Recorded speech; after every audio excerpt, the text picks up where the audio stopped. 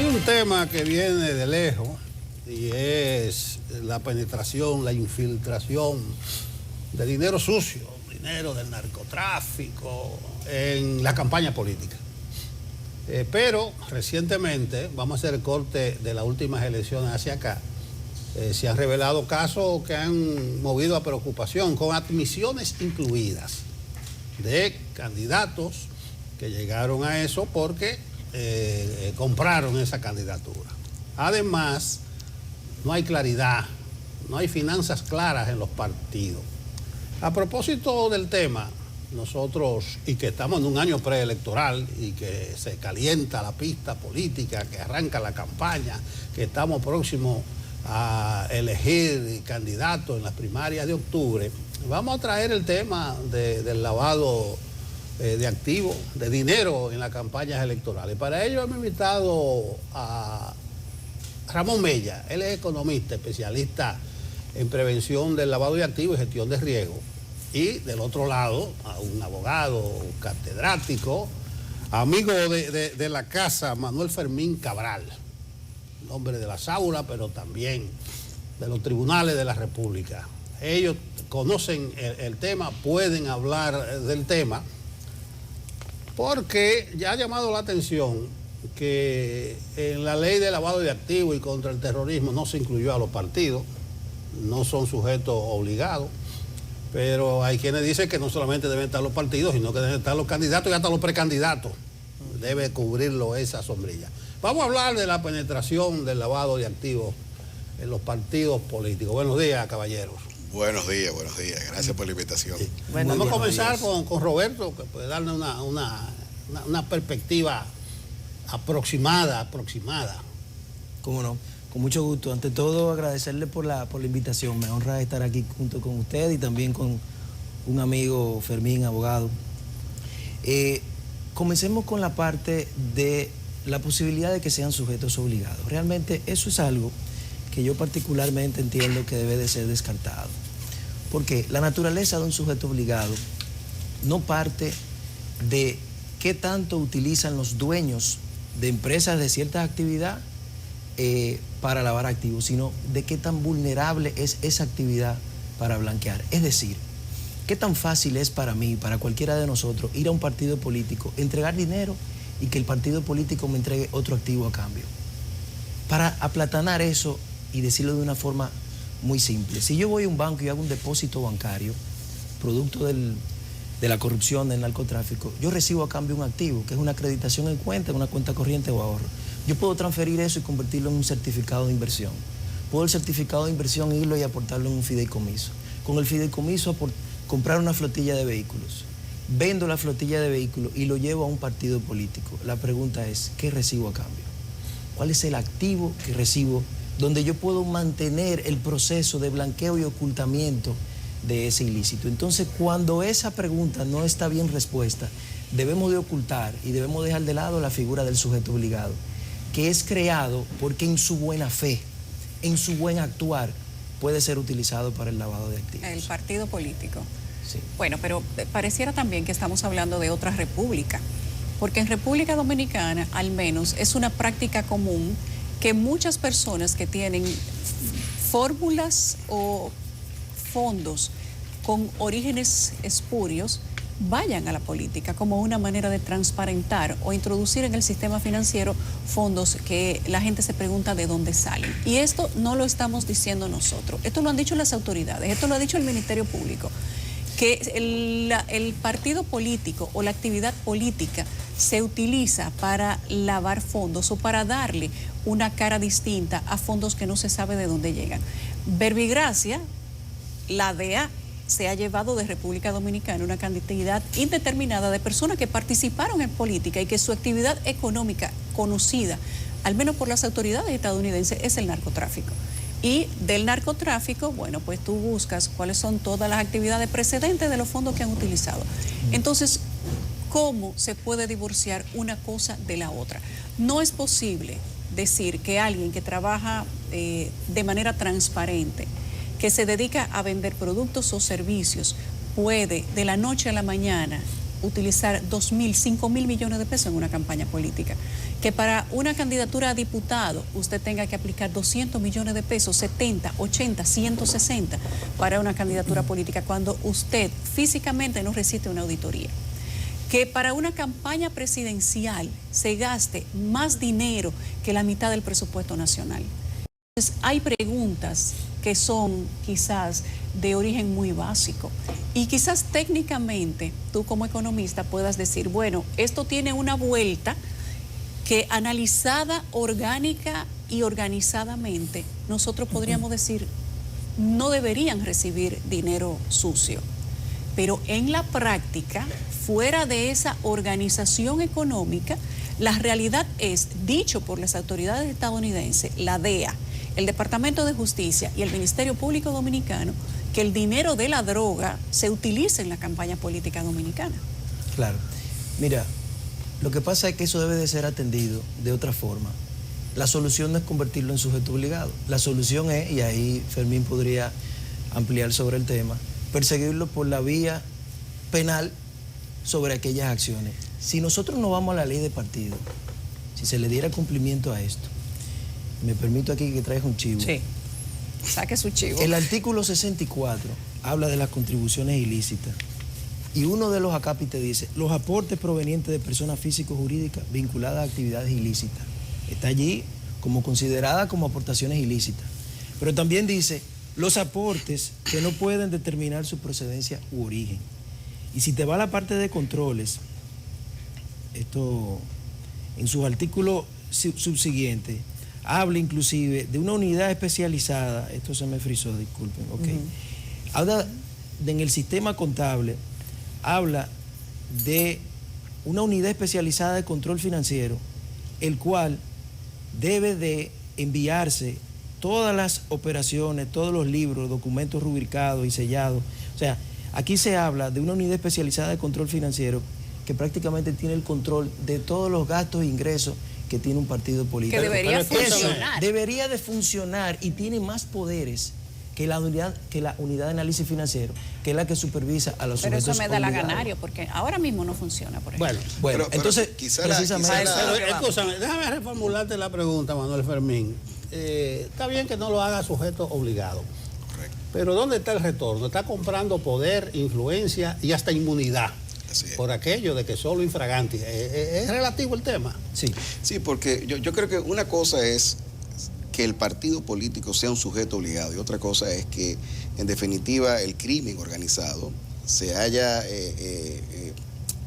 metido de lleno, ¿no?, en la actividad político-partidaria buscando inmunidad, buscando poder, obviamente, que es lo que pasó en los carteles, ¿no?, con los carteles colombianos, es lo que pasa en México también y es lo que ha venido pasando aquí, ¿no?, porque en los últimos años hemos visto pues algunos casos, emblemáticos que incluso afectan al propio partido oficial, donde personas involucradas en el tipo penal de lavado de activos pues han incursionado en la política de lleno y eso sigue pasando y no solamente en el partido oficialista sino también en los demás partidos también. Entonces, bueno, ¿de qué es lo que se debe hablar aquí? Bueno, si debe o no el partido político ser un sujeto obligado. El sujeto obligado, bueno, implicaría, es un tipo de sujeción especial que tendría, ¿no?, la entidad mucho más intenso, la sujeción mucho más intensa que la de un particular cualquiera.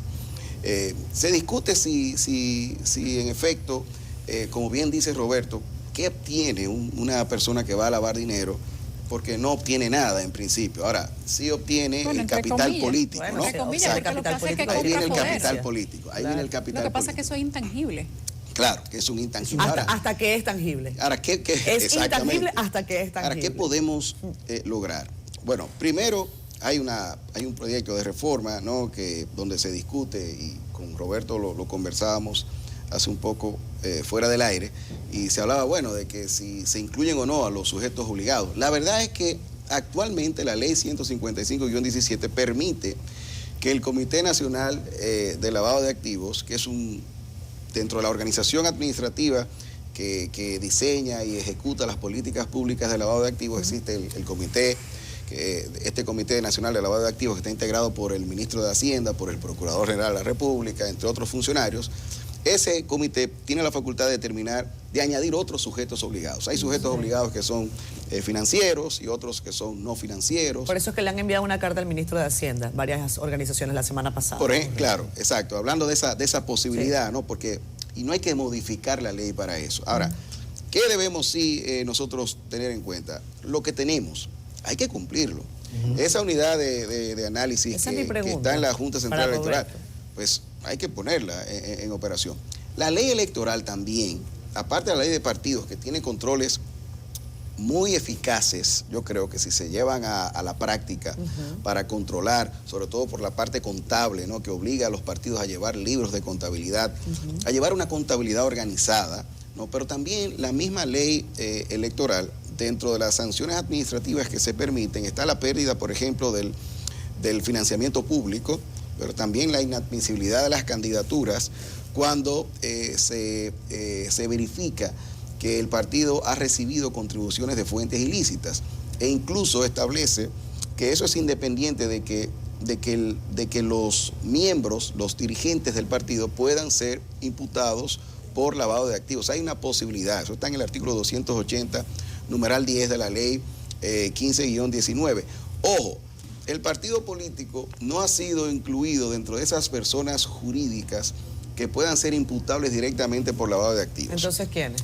Bueno, porque ahí la ley de lavado dejó eso en las sociedades comerciales y evidentemente el partido político no tiene esa condición, ¿no? Ahí la pregunta, porque hay un marco jurídico, Roberto, Manuel, pero pareciera que ese marco jurídico está resultando inefectivo, ineficaz para poder perseguir por omisión de su aplicación o porque alguien le esté buscando la vuelta a estos casos de alta criminalidad que están penetrando en la política y que no son para nadie un secreto. En República Dominicana existe, Roberto, y ayúdame con esto, en República Dominicana y en el mundo, el concepto de persona políticamente expuesta. Y comentaba Manuel, ¿cuál es el trabajo que está haciendo la unidad de análisis financiero? Y si está siendo ineficaz en lograr obtener información válida que permita investigar a personas políticamente expuestas que posteriormente entran a las campañas electorales. Caso de los diputados que ahora mismo están, por ejemplo, siendo perseguidos en Estados Unidos. No hizo su tarea la unidad de análisis financiero. ¿Qué pasa ahora con eso? Nadie es responsable, pareciera. Mira, una muy buena pregunta. La persona expuesta políticamente es una figura creada por la 155 que viene de los estándares internacionales. Exacto. Y lo que busca es dar una clasificación especial a cierto tipo de cliente. Sujeto obligado cuando recibe un cliente, al realizar un depósito, al comprar una propiedad, al comprar vehículos y todas esas actividades tipificadas por la 155. Deben de considerarlo como alto riesgo precisamente por su vulnerabilidad a que ese dinero venga producto de la corrupción. No significa que es un cliente inhabilitado, es un cliente que puede hacer operación en todos los lugares, pero se debe tomar especial cuidado al realizar ese tipo de transacciones. Eso es lo que le llaman la debida diligencia. Una debida diligencia ampliada, ¿verdad? Conocer el origen de los fondos. Es una debida diligencia específica. Específica, Claro, muy específica. es Porque especial. para todos los casos se hace una Es una debida debida diligencia. diligencia, correcto. Ahora bien, la unidad de análisis financiero responde a informes de tipo financiero de los reportes que recibe de los sujetos obligados cuando el Ministerio Público inicia un proceso de investigación. Es el Ministerio Público que hace una solicitud a la unidad de análisis financiero y la unidad de análisis financiero compila esa información que ha recibido del sujeto obligado y lo envía al Ministerio Público. Es un interlocutor entre sujetos obligados y Ministerio Público para que no se revele quién ha realizado operaciones sospechosas, que es lo que hacen los sujetos obligados cuando detectan que hay una operación que no se cuadra con el perfil, etcétera, que no hay procedencia de fondo y demás. Entonces, hay también los llamados reportes voluntarios, análisis internos que son llamados a la atención por un grupo de analistas y se envían al Ministerio Público. Pero es el Ministerio Público que puede o no iniciar un proceso de investigación y persecución. Bueno, el Ministerio Público tiene una oficina específica para eso, que es la UAF. Exactamente. Entonces, esa es la unidad de análisis financiero, sí, pero al parecer del otro lado de la campaña. Ojo. En dos cosas Procuraduría diferentes. son dos cosas Ok. diferentes. En Procuraduría hay una unidad especializada de lavado de activos. Sí. La unidad de análisis financiero es una unidad técnica, no es persecutora, no tiene esa facultad no tiene tampoco. facultad Sí. para salir, investigar, perseguir, colocar personas de inteligencia, perseguir a No, alguien. lo que hace es que Nada de notifica. eso. Lo que hace es compilar información financiera que recolecta de los sujetos obligados y entregarla al Ministerio Público cuando la solicita. ¿Pero lo hace a motu propio o lo hace cuando el Ministerio Público se lo exige? Podría ser de las dos formas. En República Dominicana, por las últimas estadísticas que se revelaron en la evaluación que tenemos, evaluación Gafilat, en la ronda, la mayor parte es por solicitud del Ministerio Público. Ok. Y una menor cantidad por iniciativa. de la unidad de análisis. Pero Por proactividad. acláreme algo que me confundo. Catherine mencionaba una carta que enviaron varias organizaciones, 7 muy representativas, la enviaron al ministro de Hacienda porque él es el que preside el Comité Nacional de Lavados. Sí, esas organizaciones piden que haya mayores controles para prevenir el crimen organizado. Pero yo estoy entendiendo, o ustedes me dejan ver, como que los partidos no debieran ser sujetos obligados y que las leyes electorales de partido bastan. Eso es lo que yo estoy entendiendo. Yo diría, y ahí le paso luego la palabra a Fermín, yo diría que por lo que acabo de decir, que no aplique el sujeto obligado, no resuelve nada. Además, crea otro problema. Si bien el CONCLAFIT, que es el Comité Nacional, tiene la facultad de reglamento para crear nuevos sujetos obligados, no lo tiene para crear autoridades competentes. Tendríamos que probablemente modificar la ley o hacerle alguna vuelta para crear una autoridad competente nueva, porque la Junta Central Electoral no es una autoridad competente bajo la ley 155-17 y no existe ninguna otra autoridad competente en esa ley que vaya a fiscalizar o No hay un sancionar. organismo de jerarquía por encima de eso a quien remitirle toda esa información. Sí, pero Tendría que cuando hacerlo incluyes entonces el al Ministerio partido Público. político, no tienes una autoridad competente con facultad para fiscalizarlo y hasta inclusive multarlo. Lo tiene actualmente la Junta Central a través de la ley de partido y tiene una unidad que tiene mucho más control y fiscalización que la propia unidad de análisis financiero, porque lo que dice la ley es que absolutamente todo el sistema contable del cual hablaba Fermín debe de ser recibido y fiscalizado por esa unidad. ¿Qué está haciendo esa unidad? De la Junta Central Electoral. De la Junta Central. Yo no lo sé, lo desconozco. Bien, Manuel. Pero la UAF no va a tener nunca esa facultad tan importante que tiene ahora mismo esa unidad. Manuel. Yo lo que creo es, ciertamente, hay una crisis, si se quiere, que se ha generado no por esos escándalos de los últimos años, con el tema del financiamiento. Siempre hablamos de esto, ¿no? Del financiamiento de los partidos políticos. Lo cara que es la actividad política también en República Dominicana decía mi amiga, ay Dios mío, Yulisa, que para tener una candidatura, una diputación, es muchísimo el dinero que hay que buscar. Eso es aquí, pero también... Porque lo han llevado así los partidos políticos. Exactamente. Entonces sí, definitivamente hay una necesidad de que nosotros haya un refuerzo, ¿no?, en los controles de qué dinero ingresa a los partidos políticos. Entonces ahí viene ese tema del control contable, ¿no? Hay unas obligaciones que tienen los partidos, por ejemplo, de realizar un presupuesto y enviarlo a la Junta Central Electoral. Ese presupuesto de gastos, ¿no?, que tiene los ingresos y los egresos, donde se han de identificar a los contribuyentes de las campañas políticas, a quienes pueden hacer donaciones. Me parece que se exige que solamente las contribuciones, en el caso de los partidos políticos, vengan por personas físicas. No se permite entonces que las empresas puedan hacer aportes de campaña. A mí me parece que es un poco demasiado restrictivo que las empresas que también tienen contabilidad organizada, por ejemplo, puedan presentar una donación, más transparente, eso, ¿no? Exactamente, de hecho puede ser hasta más transparente, pero esos fondos que se le asignan a los partidos, ya sean por donaciones o por el financiamiento público, tienen también una forma de cómo deben ser destinados.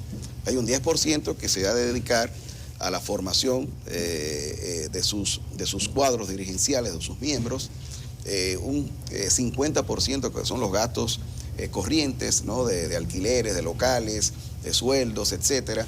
Y el 40% restante que en los años electorales se dedica, por ejemplo, a soportar los candidatos, ¿no? A nivel nacional. Cuando sea un año que no sea electoral, entonces ese dinero se redistribuye, ¿no? En función de la formación y de los gastos operacionales del partido. Entonces, cuando se distrae dinero, ahí mismo se produce una violación a la ley y por consiguiente pueden haber las sanciones que establece tanto la ley de partidos como también la ley electoral. Es una forma de controlar, ¿no? O sea, identificando los contribuyentes, identificando, por ejemplo, cómo se producen esos ingresos. Pero ¿no? Manuel, Eso es el que partido, sí, adelante. podrían hacerlo los partidos y la Junta Central Electoral con un poco de interés.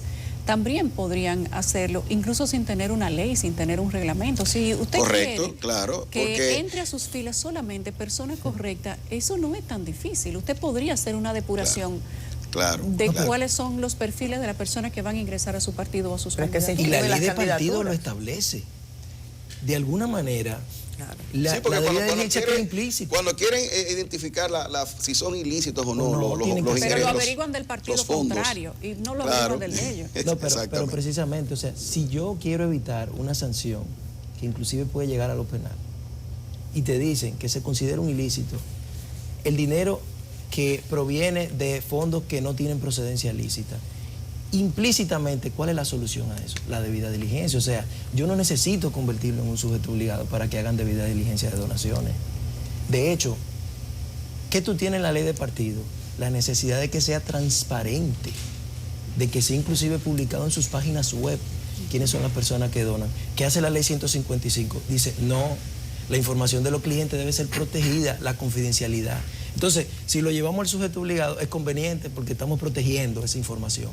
La ley de partido dice no, usted la tiene que hacer transparente. Ahora, además, ¿qué interés tienen de que sea transparente? Eso es otra conversación. Además, Roberto, tenemos el tema de los controles por el uso de fondos públicos. La Cámara de Cuentas puede perfectamente también auditar los partidos, ¿no? Y ahí ese es un tema que históricamente, diríamos, no ha habido, ¿no? un control efectivo por parte de ese órgano de control externo, ¿no? Los partidos también, como reciben fondos públicos, pues tienen que rendir cuentas también a esos órganos de control externo como la Cámara de Cuentas, ¿no?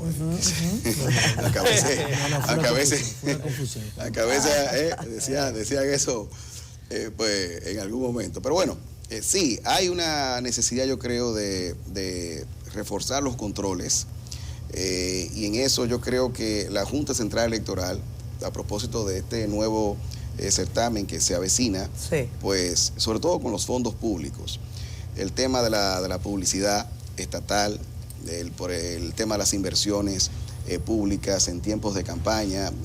Recuerden que hay unas limitaciones, hay unas restricciones de inauguraciones, por ejemplo, 40 días antes de las elecciones municipales de febrero, 60 días antes de las elecciones de mayo. O sea, estamos en condiciones de poder poner en práctica esas disposiciones. Son las preguntas que debemos hacernos, ¿no? Y que históricamente han estado ahí. Hablaba Roberto de esa unidad, para poner las cosas con nombres y apellidos.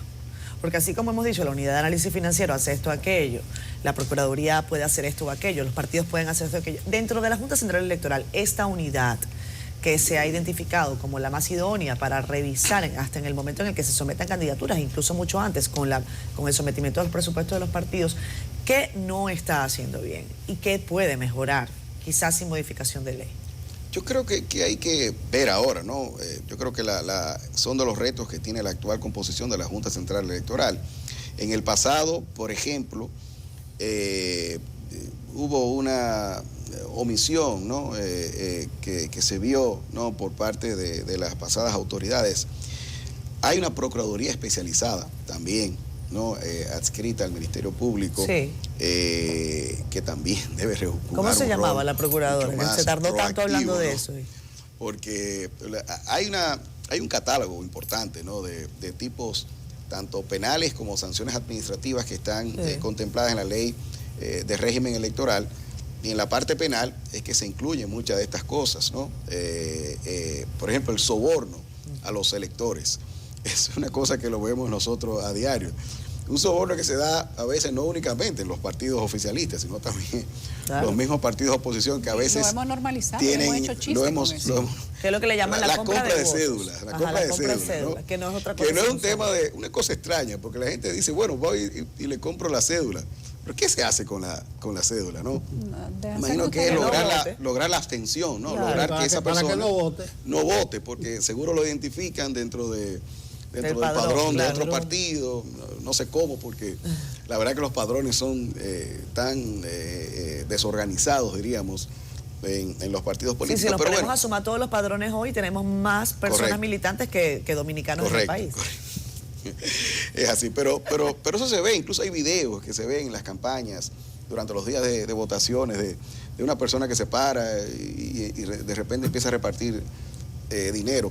Obviamente que hay que diferenciarlo, ¿no? de esos gastos, de esas contribuciones que hay que hacer a los votantes o a los presidentes de mesa, a los funcionarios de mesa para que vayan a los delegados de los partidos y eso, ¿no? Pero sí, eso siempre se ha hablado. Entonces, bueno, ¿qué estamos haciendo para detener ese tipo de cosas?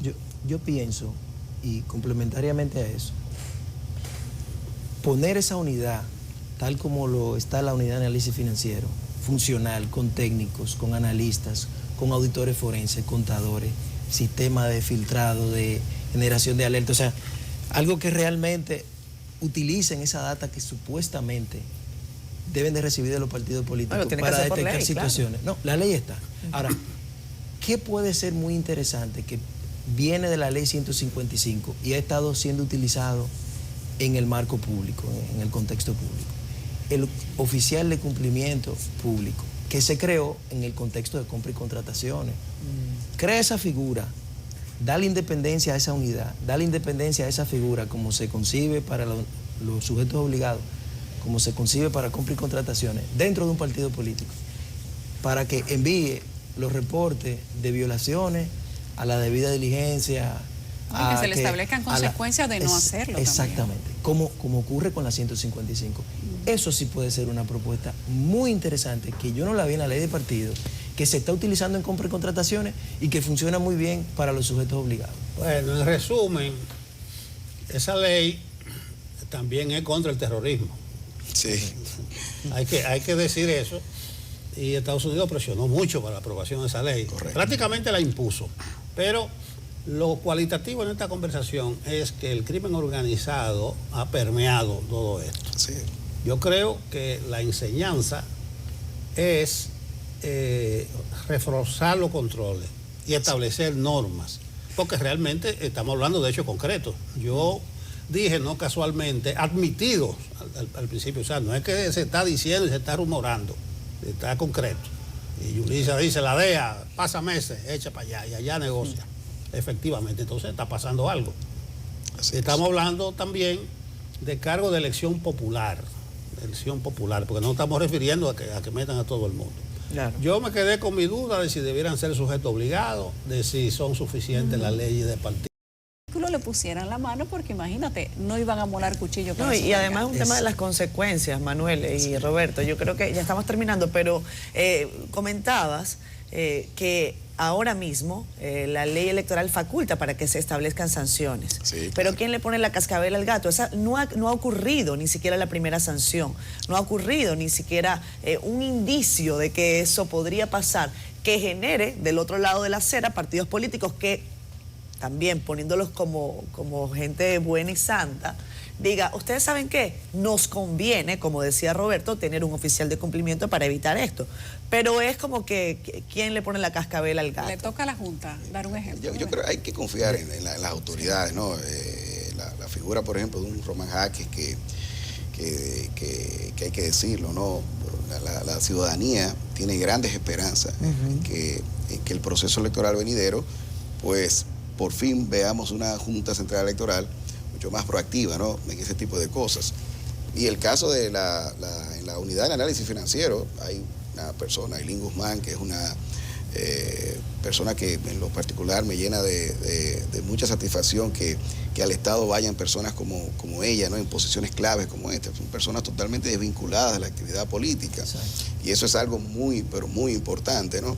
De manera que hay que ver, obviamente, esto de la Junta Central Electoral, esa unidad diferente a la unidad de análisis financiero, que es un organismo autónomo, diferente, ¿no? que está adscrito al Ministerio de Hacienda. Pero en este caso hay que verlo en la Junta Central Electoral. ¿Cuál va a ser el papel, cuál va a ser el rol de la Junta en estas elecciones? Y ahí entonces podemos decir nosotros, bueno, ¿qué tanto necesitamos o no de una modificación legislativa? Bueno, apoyar a la Junta, porque fíjate que la Junta pretende, o pretendió, no sé qué quedará la ley, eliminar el voto preferencial a nivel de regidores, ahora que se ha logrado. Porque realmente el que gana con el voto preferencial no es el más popular, sino el que tiene más recursos, el que tiene más dinero. Sí. Entonces, los partidos no quieren que se elimine en este caso. Por eso las motivaciones de esos gremios de la sociedad son bastante válidos y sustentables. O sea, el financiamiento de crimen organizado que luego permita que tomen decisiones, inclusive una amenaza a la propia democracia. O sea, acceder a una contienda con estos financiamientos es una competencia desleal. Es una competencia desleal. Definitivamente. Bueno, de eso se trata. Señores, ¿no? Muchas gracias, Roberto. Gracias a ustedes. Esta ilustre figura. Solamente lo vemos así cuando lo convocamos aquí. Nos vimos en las actividades. No, nos vimos en las actividades de Yanesa. Sí. Bueno, muchas gracias a ustedes. Muchas inquietudes quedan, pero el tema concreto es la penetración del crimen organizado, del lavado de activos en la actividad política vernácula. A la pausa.